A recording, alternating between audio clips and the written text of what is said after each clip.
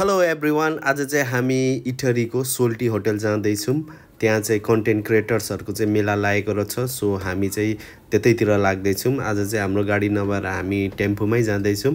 बाटोमा मैले चाहिँ सिलाङ सागमा लगाउनु बिर्सेको रहेछु। सो बाटोमा मैले सिलाङ सागमा किने। दिदीले मलाई एउटा राम्रो सिलाङ सागमा छानेर लगाइदिनु भयो।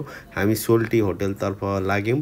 हामी चाहिँ त्यहाँ टेम्पोमा गएको थियौँ। सो एकदमै हामी हेर्नुहुन्छ हाम्रो इन्ट्री यस्तो भयो है, बबाल है। अनि दाइलाई मैले सोधेँ, दाइको पनि फर्स्ट टाइम रहेछ सोल्टी होटल छिर्नु भएको, एकदमै एक्साइटेड हुनुहुन्थ्यो। सो हामीले चाहिँ त्यहाँ हाम्रो गार्ड सरलाई भेट्यौँ। उहाँ चाहिँ मेरो साथी हुनुहुन्छ, एकदमै मिल्ने साथी। उहाँ र मेरो भेट भइरहन्छ।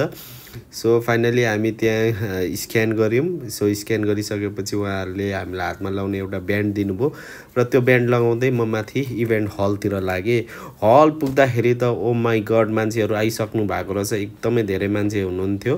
त्यहाँ चाहिँ हामीले चाहिँ कन्टेन्ट कसरी बनाउने, कुन टाइममा पोस्ट गर्ने, अनि एआईको युज कसरी गर्ने, प्लस हामीले मोनिटाइजेसन कसरी गर्ने। सो फाइनली मैले उहाँहरूलाई क्वेसन पनि सोधेँ र दामी दामी फोटोहरू खिचेँ। सोल्टी होटल पुगेपछि फोटो त खिच्नै पर्यो होइन। अनि फाइनली सन्जोग सरलाई लास्टमा मैले भेट्नु मन थियो र उहाँलाई भेटेँ र मैले होटलहरूको बारेमा चाहिँ कसरी चलाउँदा राम्रो होला भनेर सोधेँ। उहाँले मलाई एकदमै दामी दामी एन्सर दिनुभयो।